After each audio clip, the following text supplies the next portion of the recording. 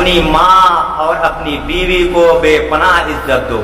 فرمایا اپنی ماں اپنی بیوی کو بے پناہ عزت دو. ایک جو تمہیں دنیا میں لائی ہے اور دوسری ساری دنیا چھوڑ کر تیرے پاس آئی ہے. ایک دنیا میں تجھے لائی ہے اور دوسری پوری دنیا کو چھوڑ کر تیرے ساتھ آئی ہے.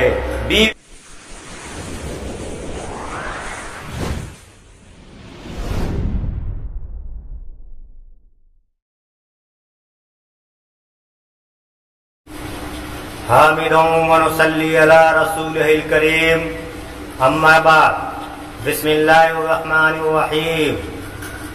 ایک شخص 4 آدمیوں کے بیچ میں یہ کہہ رہا تھا عورت مرد کے پاؤں کی جوتی ہوتی ہے. ایک شخص 4 آدمیوں کے بیچ میں کہہ رہا تھا عورت مرد کے پاؤں کی جوتی ہے. جب بھی اپنے لیے کوئی مناسب سائز دیکھو، جب بھی اپنے لیے کوئی مناسب سائز کی جوتی نظر آئے تو بدل لینی چاہیے. سننے والوں نے محفل میں بیٹھے ایک عقل مند کی طرف اشارہ کیا. پوچھا جناب اس شخص کی کہی ہوئی بات پر آپ کا کیا رائے ہے؟ جناب اس شخص کی کہی ہوئی بات پر آپ کا کیا رائے ہے؟ کیا عورت واقعی مرد کے پاؤں کی جوتی ہوتی ہے؟ اس عقل مند نے جواب دیا بھائی جو اس شخص نے جو کچھ بھی کہا ہے بالکل ٹھیک کہا ہے. عورت جوتی کے مانند ہوتی ہے مگر ہر اس شخص کے لیے جو خود کو پاؤں کے مانند سمجھتا ہے. جو اس شخص کے لیے جو خود کو پاؤں کے مانند سمجھتا ہے، جبکہ یہی عورت ایک تاج کے مانند ہو سکتی ہے، جبکہ یہی عورت ایک تاج کے مانند ہو سکتی ہے مگر ہر اس شخص کے لیے جو خود کو بادشاہ کے مانند سمجھتا ہے، جو خود کو بادشاہ کے مانند سمجھتا ہے. عورت کے لیے ایک اچھا شوہر بھی اللہ تعالیٰ کی نعمتوں میں سے ایک نعمت ہے اور شوہر کے لیے ایک اچھی بیوی بھی اللہ تعالیٰ کی نعمتوں میں سے ایک نعمت ہے. پھر حضور علیہ السلام نے فرمایا میاں کو بیوی کے ساتھ اور بیوی کو میاں کے ساتھ محبت کرنے کا درس دیا، پیار کرنے کا درس دیا. حضرت خدیجہ الکبریٰ رضی اللہ تعالی عنہا کا آخری وقت آیا تو انہوں نے حضور علیہ السلام سے فرمایا چادر رحمت مانگی. حضور علیہ السلام سے چادر رحمت مانگی. حضور صلی اللہ علیہ وسلم نے فرمایا کیوں؟ کہنے لگی حضور بخار جان لیوا ہے، حضور بخار جان لیوا ہے، مجھے محسوس ہو رہا ہے کہ بخار میری جان لے لگا، میں بچ نہیں پاؤں گی. حضور صلی اللہ علیہ وسلم آپ سے چادر مانگنے کا مقصد یہ ہے اے حضور پاک صلی اللہ علیہ وسلم آپ سے چادر مانگنے کا مقصد یہ ہے میں چاہتی ہوں کہ آپ کا چادر رحمت سے ہی میری کفن دیا جائے. میں چاہتی ہوں کہ آپ کی چادر رحمت سے ہی میری کفن دیا جائے. اللہ اکبر. کسی شوہر کے بارے میں کسی بیوی کی اس سے بڑی گواہی اور کیا ہو سکتی ہے جو کہہ رہی ہو کہ میرے کفن کے لیے میرے شوہر کی چادر مل جائے تو میری بخشش کے لیے بس اتنا ہی کافی ہے. بس بخشش کے لیے اتنا ہی کافی ہے. جوانوں سنو، یہ میرے حضور علیہ السلام کی زندگی کا حسن ہے جو نکھر کر سامنے آ رہا ہے. میرے حضور علیہ السلام سے پوچھا گیا حضور شوہر پر بیویوں کا کیا حق ہے؟ شوہر پر بیویوں کا کیا حق ہے؟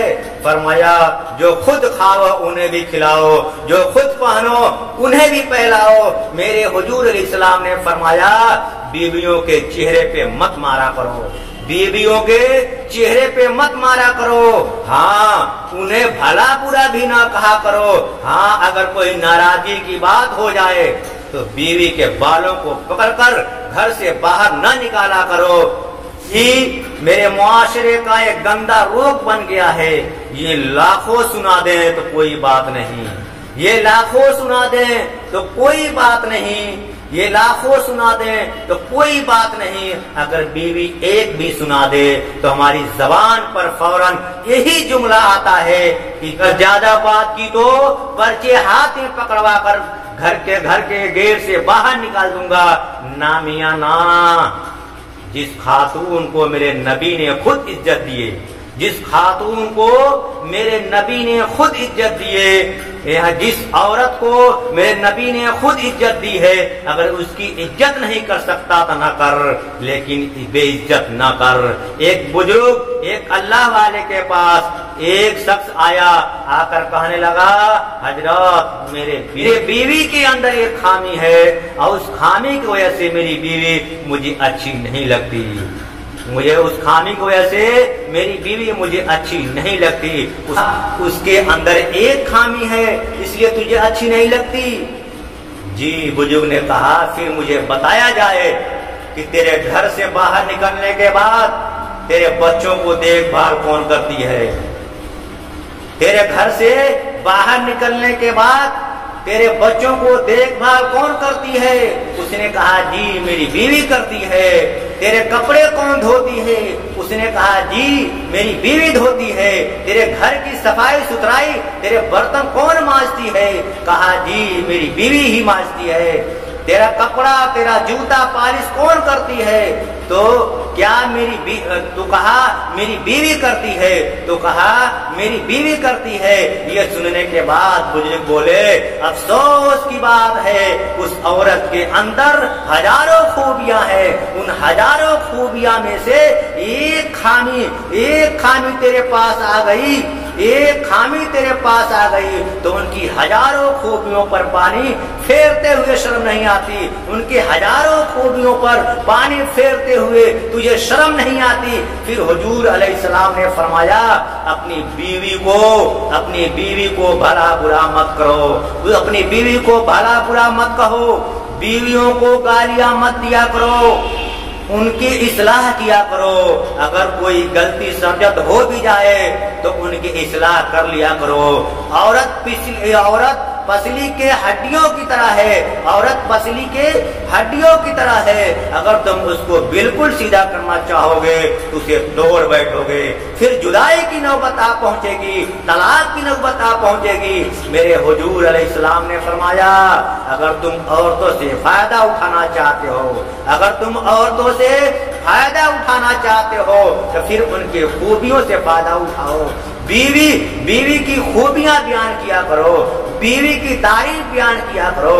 बीवी शौहर के हमरा कभी हार नहीं मानती, बीवी शौहर के हमरा कभी हार नहीं मानती। कितने ही बुरे हालात पेश क्यों ना आ जाएं, हमेशा शौहर के साथ मिलकर हालात का सामना करती है, शौहर के कंधे से कंधा मिलाकर हालात का मुकाबला करती है। हाय हाय, कभी न हारने वाली औरत का साथ जब शौहर से छूट जाता है तो भी न थकने वाली औरत, तो भी न थकने वाली औरत, तो भी न थकने वाली औरत आखिर थक कर ही बैठ जाती है, आखिर थक कर बैठ ही जाती। हुजूर अलैहिस्सलाम ने फरमाया, तुम्हारे बीवी में अगर एक बुराई है तो दूसरी अच्छाई भी है। अपनी बीवी की अच्छाई देखकर बीवी को माफ कर दिया करो। अच्छा, कौन सा अच्छाई है बीवी के अंदर? मेरे हुजूर अलैहिस्सलाम ने फरमाया, शौहर के ईमान की हिफाजत में बेहतरीन साथी, बेहतरीन मददगार है। फरमाया, शौहर के ईमान की हिफाजत में बेहतरीन साथी और बेहतरीन मददगार है। यही औरत में अच्छाई है, वरना शौहर बीवी के बगैर किसी गुनाह में मुब्तला होकर ईमान का नुकसान कर दे तो आखिरत बर्बाद हो गई ना, आखिरत बर्बाद हो गई ना। फरमाया, अपनी माँ और अपनी बीवी को बेपनाह इज्जत दो। फरमाया, अपनी माँ अपनी बीवी को बेपनाह इज्जत दो। एक जो तुम्हें दुनिया में लाई है और दूसरी सारी दुनिया छोड़कर तेरे पास आई है। एक दुनिया में तुझे लाई है और दूसरी पूरी दुनिया को छोड़कर तेरे साथ आई है।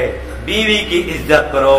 इसलिए पूरी कायनात में, पूरी दुनिया में, पूरी कायनात में, पूरी दुनिया में مرد کو بیوی سے بڑھ کر کوئی چاہنے والا نہیں ہوتا، کوئی چاہنے والا نہیں ہوتا۔ اپنی بیوی کو کبھی بھی دکھ نہ دیا کرو، کیونکہ عورت کی دنیا بہت ہی چھوٹی ہوتی ہے، کیونکہ عورت کی دنیا بہت ہی چھوٹی ہوتی ہے، بیوی کی دنیا بہت چھوٹی ہوتی ہے۔ وہ دنیا اپنے شوہر سے شروع ہوتی ہے، وہ دنیا اپنے شوہر سے شروع ہوتی ہے اور اپنے شوہر پر ہی ختم ہوتی ہے، اور اپنے شوہر پر ہی ختم ہوتی ہے۔ آج معاشرے کا روگ یہ بھی بن چکا ہے، اگر طلاق شدہ عورت کا طلاق کی وجہ معلوم کیا جائے تو وجہ یہی سامنے آتی ہے، اچھی عورت عورت زبان دراز تھی، عورت بدتمیز تھی، عورت یہ تھی، عورت وہ تھی۔ مجھے بتاؤ کیا کسی نے یہ بھی کہا ہے کہ عورت باشعور تھی اس لیے وہ جاہل مرد کے ساتھ رہنا گوارا نہیں کرتی؟ کیا آج تک کسی نے یہ بھی کہا ہے کہ مار پیٹ کو اپنا فریضہ نہیں سمجھتی تھی اس لیے بغاوت کر کے گھر چھوڑ کر چلی گئی؟ کیا کسی نے یہ بھی کہا ہے شوہر کے بدتمیز اور جاہلانہ رویے کی وجہ سے عورت اپنے قیمتی گھر کو چھوڑ کر چلی گئی؟ کبھی کسی نے یہ نہیں کہا نا۔ اس لیے آج کا انسان دوسرے کی عیب تو ڈھونڈنے میں کوشش تو کرتا ہے، لیکن اپنے گریباں کے اندر جھانک کر نہیں دیکھتا کہ میرے اندر کوئی عیب ہے یا نہیں، کوئی خامیاں ہے کہ نہیں۔ انسان نے کوئل سے پوچھا اگر تو کالی نہ ہوتی تو کتنا اچھا ہوتا۔ انسان نے کوئل سے پوچھا اگر تو کالی نہ ہوتی تو کتنا اچھا ہوتا۔ پھر انسان نے بہتے سمندر سے پوچھا اے پانی اگر سمندر تو کھارا نہ ہوتا تو کتنا اچھا ہوتا۔ پھر ایک دن گلاب کو اٹھایا اور ہتھیلی پہ رکھا، رکھ کر کے پوچھا اے گلاب تیرے اندر کانٹے نہ ہوتا تو کتنا اچھا ہوتا، اے گلاب تیرے اندر کانٹے نہ ہوتا تو کتنا اچھا ہوتا۔ تینوں بول اٹھے اے انسان، تیرے اندر دوسرے کا عیب ڈھونڈنے کی عادت نہ ہوتی تو کتنا اچھا ہوتا، تیرے اندر دوسرے کی عیب ڈھونڈنے کی عادت نہ ہوتی تو کتنا اچھا ہوتا۔ آخر میں میں اپنی ماؤں اور بہنوں اور بیٹیوں کو ایک اہم پیغام دینا چاہتا ہوں۔ پیغام تو بڑا کڑوا ہے، تھوڑا برداشت کرنے کی ہمت رکھنا۔ پردہ کیا کرو میری ماں اور بہنوں، پردہ کیا کرو۔ میری بہن حجاب کر کے باہر نکلا کرو۔ خدا نہ کرے تیرے اوپر کوئی بھی گندی مکھی بیٹھ گئی تو یاد رکھنا کسی کھاتے کی تو نہیں رہے گی، اگر گندی مکھی بیٹھ گئی تیرے جسم پر تو یاد رکھنا معاشرے میں تجھے کوئی بھی قبول کرنے کو تیار نہ ہوگا۔ اگر تیرے اوپر گندی مکھی بیٹھ گئی تو یاد رکھنا معاشرے میں تجھے کوئی بھی قبول کرنے کو تیار نہ ہوگا۔ میری بہن تو جانتی نہیں ہے گلاب جب بھی چڑھتا ہے بیت اللہ پر ہی چڑھتا ہے، گلاب جب بھی چڑھتا ہے قرآن پاک پر ہی چڑھتا ہے، گلاب جب بھی چڑھتا ہے تو قیمتی چیز پر ہی چڑھتا ہے۔ میری بہن تو بھی اگر خود کو قیمتی بنانا چاہتی ہے تو پھر پردے کے اندر چھپ جا، گلاب کے اندر چھپ جا۔ جب تم پردے کے اندر چھپ گئی تو پھر تیری قیمت بڑھ جائے گی۔ جب تو گلاب کے اندر چھپ گئی، جب تو پردے کے اندر چھپ گئی تو دنیا تو دنیا اللہ کے نظروں کے سامنے بھی تیری قیمت بڑھ جائے گی۔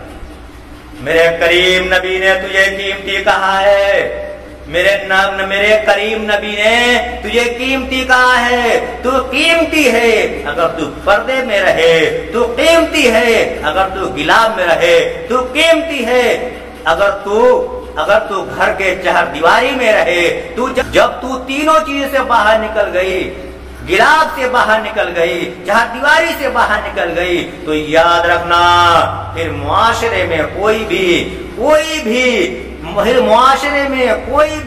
قیمت نہیں رہے گی، پھر معاشرے میں تمہارا کوئی بھی قیمت نہیں رہے گی، معاشرے میں تیرا کوئی بھی عزت نہیں رہے گی، معاشرے میں پھر کوئی تیری عزت نہیں رہے گی۔